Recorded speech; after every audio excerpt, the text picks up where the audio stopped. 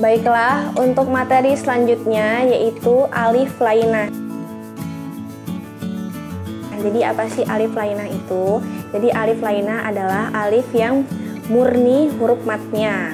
Nah, penulisan huruf alif lainah itu ada beberapa pembagian. Yang pertama itu di tengah-tengah kalimat. Nah, di tengah-tengah kalimat ini biasanya huruf alif lainah dituliskan menjadi alif. Contohnya nih, salimun. Nah, setelah huruf sin itu ada alif. Karena apa? Karena sin ini berharokat fathah, berarti matnya menggunakan alif.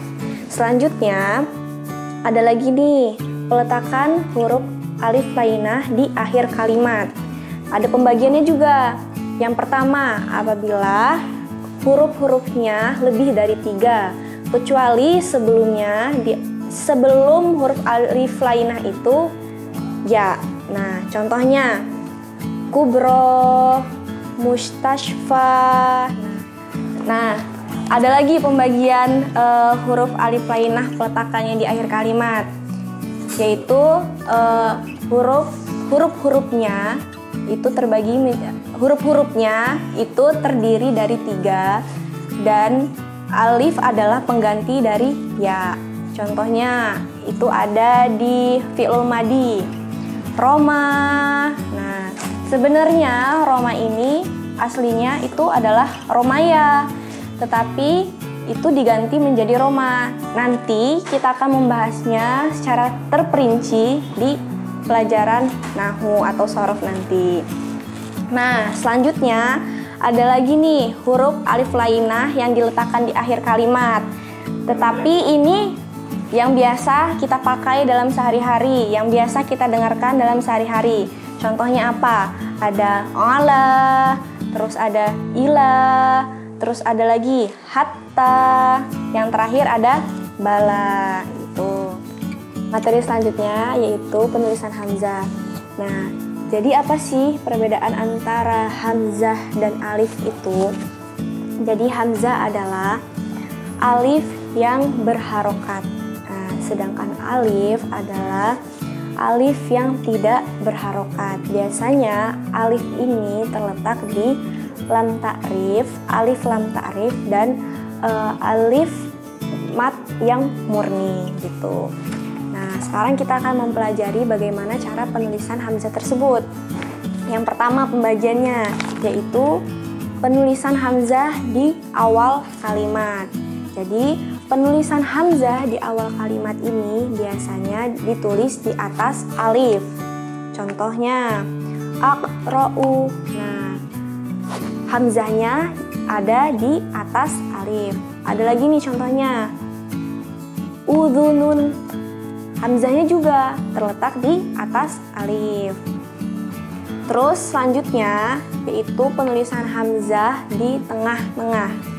Bagaimana penulisan hamzah di tengah? Yang pertama yaitu sukun. Bagaimana syaratnya? Jadi sukun ini menyesuaikan harokat sebelumnya.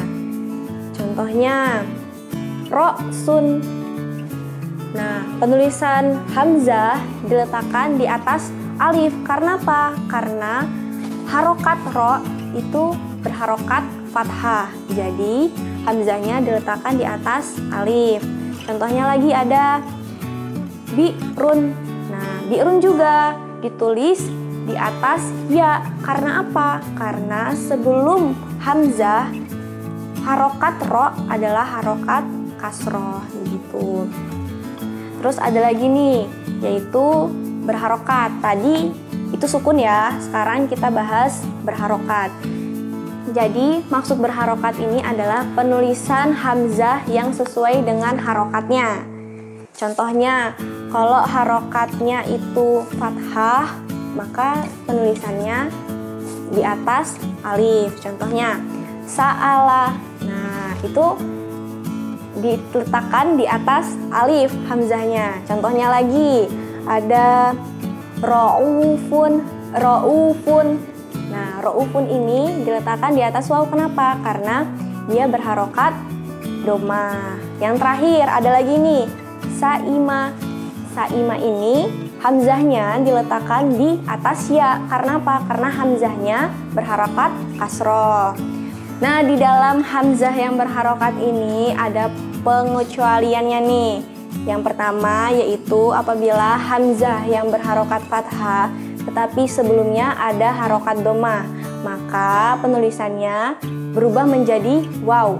Nah, contohnya su'alun. Ada lagi, contoh satu lagi, fuadun. Seharusnya kalau hamzahnya itu berharokat fathah, maka diletakkan di atas alif, tetapi kali ini kita letakkan di atas waw. Kenapa? Tadi ini termasuk dalam pengecualian. Untuk pengecualian yang kedua yaitu apabila ada hamzah yang berharokat fathah atau domah dan sebelumnya ada harokat kasroh atau ya sukun, maka hamzahnya diletakkan di atas ya. Contohnya fi'atun. Satu lagi, khoti'atun. Nah, biasanya hamzah yang berharokat fathah kan diletakkan di atas alif. Nah, kali ini di atas ya nih. Karena apa? Karena pengecualian tadi. Itu. Nah, untuk pengecualian yang terakhir yaitu apabila ada hamzah yang berharokat fathah dan sebelumnya itu alif, atau hamzah yang berharokat fathah atau domah yang sebelumnya itu ada waw sukun, maka hamzahnya ditulis sendiri, diletakkan sendiri. Contohnya qiraatun. Nah, qiraatun hamzahnya diletakkan sendiri. Nah, untuk penulisan hamzah yang terakhir yaitu penulisan hamzah di akhir kalimat itu terbagi menjadi dua. Yang pertama, apabila sebelum penulisan hamzah itu harokatnya sukun, maka hamzahnya ditulis sendiri. Contohnya mar'un, ja'a. Nah, itu adalah salah satu contoh dari penulisan hamzah sendiri. Nah, yang kedua, apabila penulisan hamzah dan sebelum hamzah itu ada huruf yang berharokat, maka penulisan hamzahnya menyesuaikan harokatnya. Contohnya khotoun. Nah, jadi huruf hamzahnya diletakkan di atas alif. Karena apa? Karena sebelum hamzah itu berharokat fathah. Yang kedua, qari'un. Kenapa ditulis di atas ya hamzahnya? Karena sebelum hamzah ro itu berharokat kasroh. Yang terakhir ada tawatu'un. Nah, penulisan tawatu'un ini hamzahnya di atas waw. Karena apa? Karena sebelum hamzah huruf to-nya berharokat domah. Sekian penjelasan dari kami. Mudah-mudahan materi pembelajaran ini dapat dipelajari dengan baik.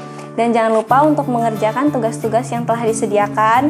Dan jika ada yang masih membingungkan dan tidak diketahui soal materi tadi, jangan lupa dan jangan malu bertanya kepada tutornya masing-masing. Terima kasih. Syukron. Wassalamualaikum warahmatullahi wabarakatuh.